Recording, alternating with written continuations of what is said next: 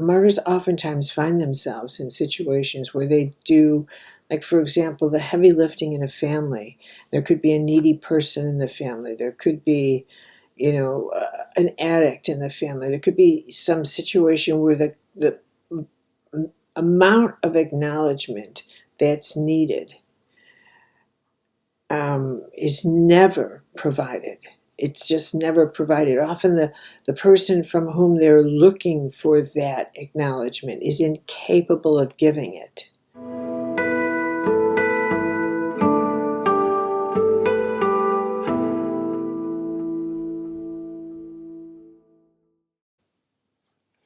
Hi, everybody. Time for a new video on archetypes. This week, I'm doing the Martyr archetype, which is an archetypal pattern that I've encountered in numerous people. And of course, they tell me that they have the Martyr, so I thought, well, I'll jump into it. And of course, it's Holy Week, so it is the Great Martyr, as it were. Now, before I get into this particular archetype, I thought it would be a good time to present a template through which you can, look at all archetypal patterns, but it may just help to understand even more how power progresses through us and how an archetypal pattern manifests through us. So, in the journey of life is about empowerment. And I've said that before. Power is the fundamental ingredient of the human experience. Everything is a negotiation of power. Why is that? Because from my point of view, I'll offer it this. I think that our soul, our essence, is so extraordinary. And our task is to learn how to distribute our power into acts of creation. And I think that's why every single spiritual teaching at the mystical level is all about learning to understand the laws of creation so that we follow these laws wisely. And in learning that, we learn how incredible every choice we make is. And in learning that, we finally realize how powerful we are as individuals. Really, if that were to sink in and be realized, to become what's called a realized or enlightened person, you'd never experience hopelessness again. Never, never. Never. So, this is the model I want you to think about. We move, and from a position of power, think of it as moving from having a job to a career to a calling, from a position of power. So that we all start out with jobs. And at the job level, we have the least amount of power. Like kids, we get a job and we have to take our instruction from our boss. We don't give our boss instruction, we take instruction. And we are subject to the laws of the land, whatever employment we have. We have to show up on time. It's usually hour by hour. And we can't reorganize the company. We simply are task-oriented. So when we're at the job level, we have the least amount of power. And so from that, if you think about the job level of life, that's when the outside world has the most authority over us, and we have the least amount, we live in the consciousness that we have the least amount of power inside of us to change the outside world. And it's at the job level that we think about, if I only had enough money. So we think in terms of physical resources at the job level. If I only had enough money or enough status or enough whatever, then I could make a difference. So at the job level, we think in terms of, if I only had enough stuff, then I could make a difference, because we don't think about the resources in ourself, and that it is a position of all of that has more authority over us than anything inside of ourselves. And that's what the job level of life. Shifting to the career level requires that we develop resources in ourselves. We get an education. We educate ourselves about our own skills. We develop something inside of ourselves that activates choice, that activates inner power. We have choice. We become carpenters, electricians, therapists, something. We move to the career level of life. The operative word is choice, something that gives us the capacity to say, I don't want to do this. I want to have choice over what I do, so that I'm not taking orders, but I am directing my own life. And so we strive for the next level of power in life, which is career, the career level of life. And archetypal patterns follow this. At the job level, think of that as the most unconscious level, where every archetypal pattern has its most authority over you. You are most unconscious and reactive to any archetypal pattern, no matter what it is, whether it's the martyr or the wounded child or the advocate or whatever. It is, a pattern is most influential when you see yourself as at your most powerless in the world. An unconscious pattern has the most authority over you. Why? Because your position of choice is at the weakest. You feel like your power of choice is dependent upon. It could be acknowledgement from other people. It could be safety from other people. It could be you need money. You think you need someone to guarantee the outcome of how a choice will unfold. But because you load a choice with requirements, in order for me to make this choice, I have to have this, I have to have guarantees, I have to have this, I have to have legal papers, I have to, whatever it is. Your choices, your power of choice, you've handicapped it, you've regulated it, you've parametered it. And so you're parametering, what you're saying is, I don't have power, this has power. This, I need enforcements, I need influence, I need recognition, I need all kinds of things for me to exercise my power of choice. When you move on to the career level, what you're actually doing is moving on to a level where you feel like, well, I've acquired skills and paperwork and maybe a degree or two that says, now I have authority. I've acquired an inner authority that has activated my power, and it gives me a right now. Now I've acquired the right in this world to make a choice. So now I can make choices that, if someone says, by what right do you make this choice? I can pull out a document that says, see, I have the right to, I'm an authorized psychologist. I'm an authorized this. This is how we work in this world. I mean, it's quite extraordinary. But now I have the right to do this. I live in this neighborhood, so I have the right to have my own fence. I have the right, this is how we work. We progress in power everywhere. That's how it works. And at that point, what we're doing is we're becoming more conscious we're engaging, even if it's unconsciously, with our patterns. We are working our patterns more consciously.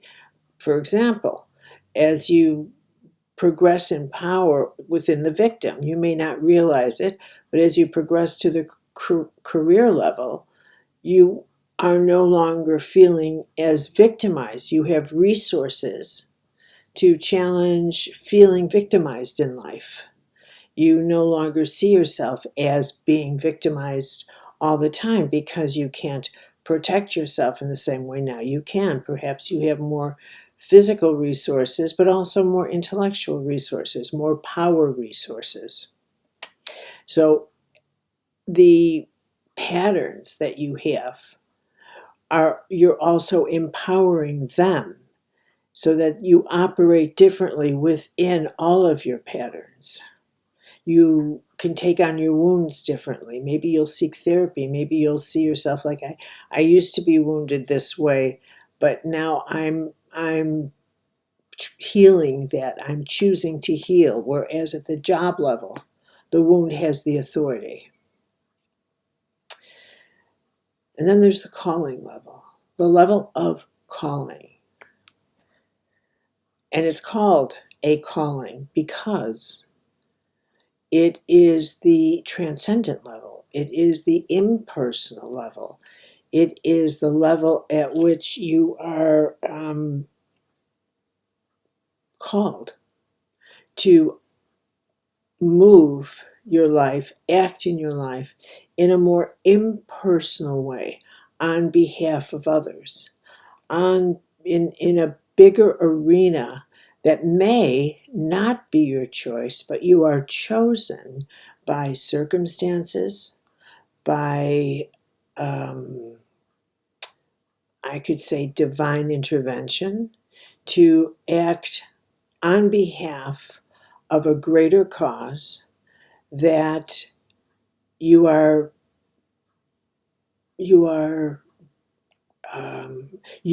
the resources that you don't even know about that serve this moment in time. So now let's talk about the martyr. And I'm going to go back to power. The role of us, as I said, is to develop our inner resources, no matter the archetype. But with the martyr, at the job level, at any archetype at the job level, is going to be seeking methods through that archetypal pattern to fill in the emptiness of feeling disempowered. If it's the wounded child, it'll be through wounds. If it's the victim, it'll be through constantly telling stories of being victimized. This is at the job level. With the martyr, it is through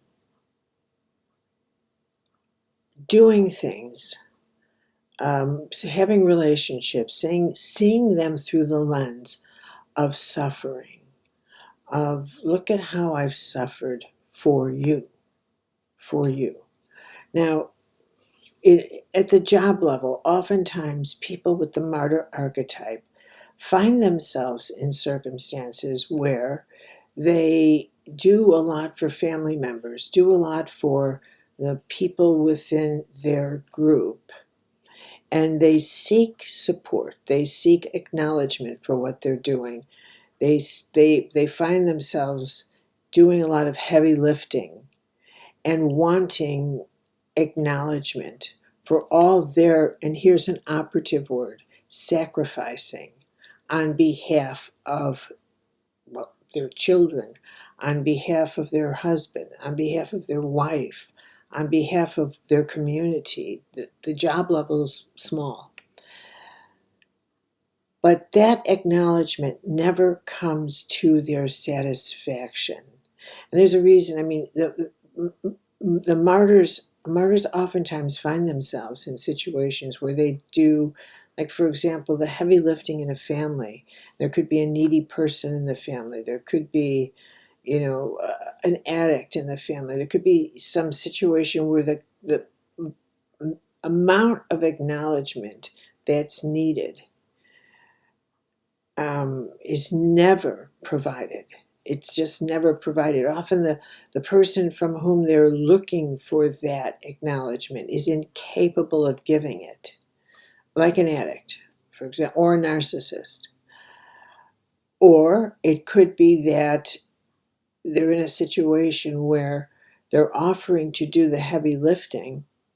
They're constantly doing that because they're wanting to be needed and wanting to be loved and wanting to be acknowledged. And at the same time, they're in a situation where people are just unaware that that's what's going on within the martyr. And they're constantly saying, look what I'm doing for you. Look what I'm doing for you. And they're like, well, do it. I mean, do it. I'm not asking you to do it. You're always doing it. And it's your choice. And so they're at odds with what you're doing. And their response is like, look, if you want to do the heavy lifting, that's your choice. Go ahead and do it. And the absence of the capacity to care.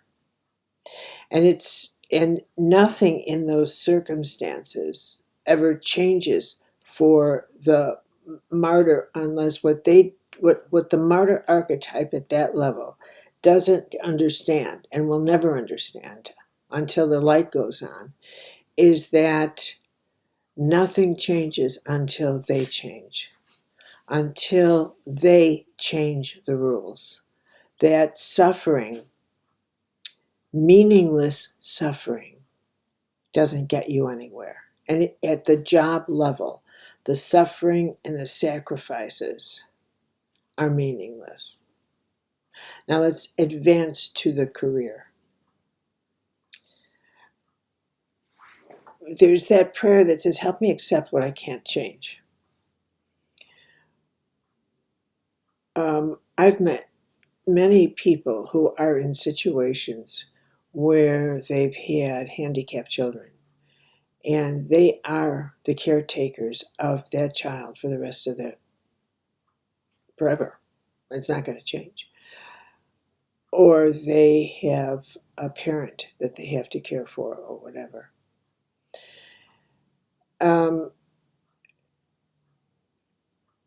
It's very easy. I mean, if you have even the slightest inclination toward the martyr, it is very, very easy to fall into that. It's just a suffering. It's just a horrible, horrible suffering. And to stay in that because it's a situation that can't be changed. But the martyr becomes at the career level. That is, it begins where you are not disempowered by it, but you are empowered by it. When you realize, I'm choosing now to accept this. It is a circumstance I cannot change, but I won't be defeated by it. It is my life, and therefore I will serve this circumstance. This is a different choice of the same circumstance that you accept something you cannot change. But the suffering doesn't become something that you see as, why me? Why me? And nobody's acknowledging how hard it is and blah, blah, blah, and this type of thing. Rather, it becomes something that says, this is my life path. It is very difficult. And once you get to that level, the support you need actually begins to flow into your life because you're not begging for that support. It starts coming because of acceptance. Because you've accepted it, you enter a field of grace. And that grace is a magnetic support system that you find people then willingly come up to you and say, what can I do for you? How can I help you out? It becomes a very different energy field that you are generating. And this is what I mean from generating the power from within. That doesn't heal perhaps your child or the circumstance that you must live in, move through. But what it does do is it changes the atmosphere in which you are enduring something so difficult. And the suffering seems to be alleviated in your day-to-day life. That's what I mean by advancing in the empowerment of something. Martyr at the calling level is yet again a different phase entirely.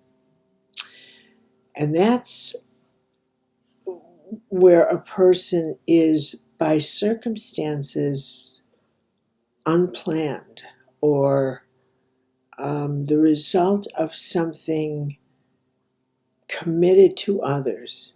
They find themselves being martyred or suffering on behalf of others in a way that they would not have chosen, but the cause chose it for them.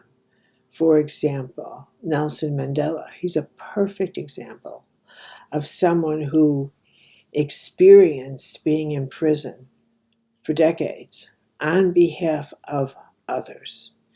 He didn't choose, I think I'll just go and be disempowered in a prison for decades. It happened because his cause on behalf of others was greater than himself. And he was willing to put himself there, even if it meant his death, even if Gandhi is another person. And I'm picking these because that is a calling where you are called to be of service to the whole so that the whole is transformed because of your suffering, because of your death, because of Martin Luther King Jr., because of a calling greater than yourself.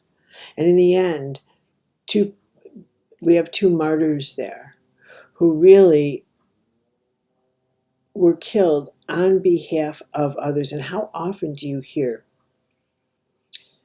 they're not going to kill that person. We don't want to make a martyr out of them. We don't want to make a martyr out of them, because when someone reaches a place in the social mind where they are now the voice of a cause,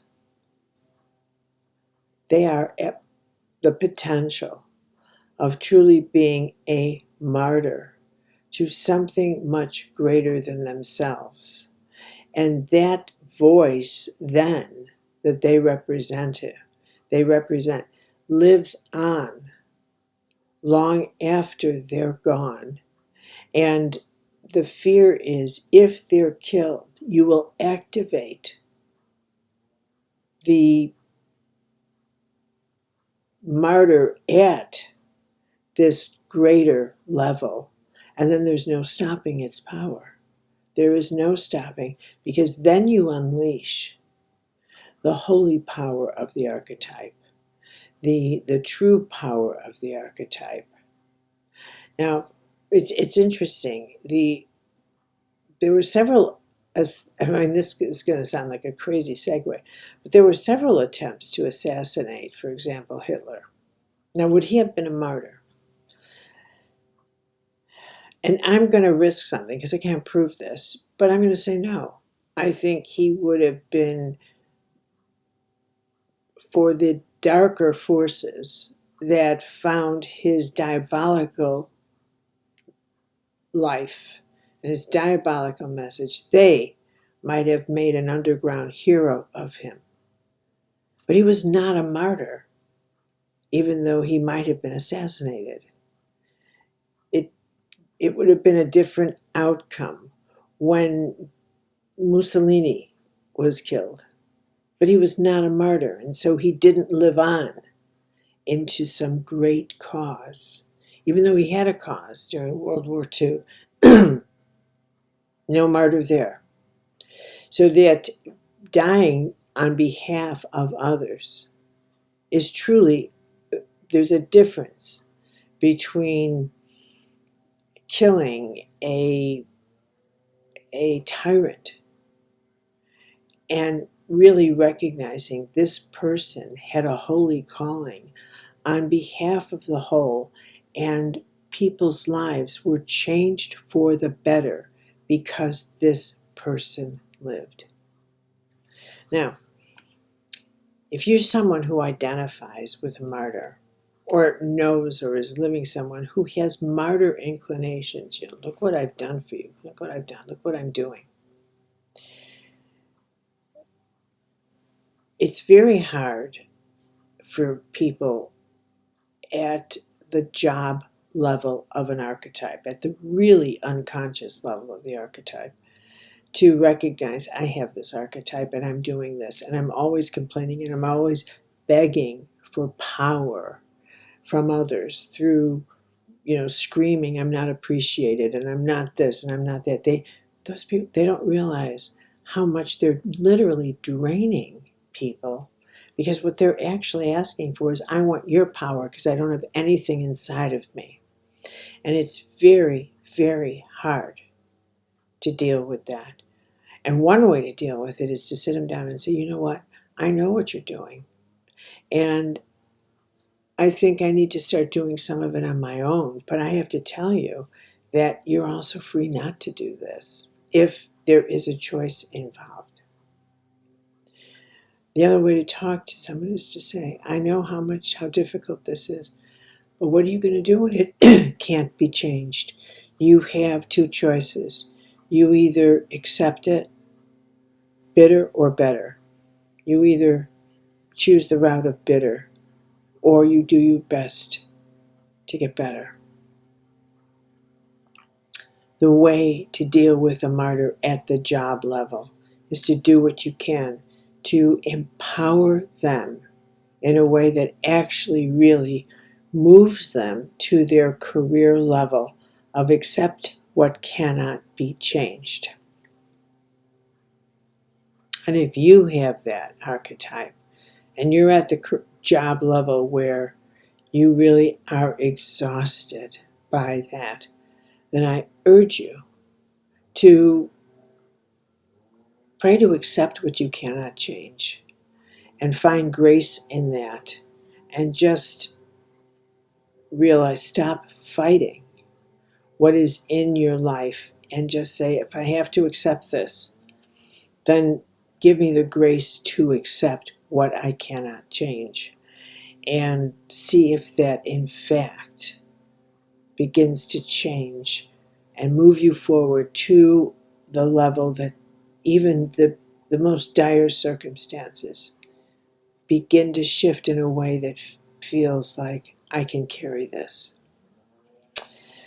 Okay, that's the martyr. Thank you, everybody.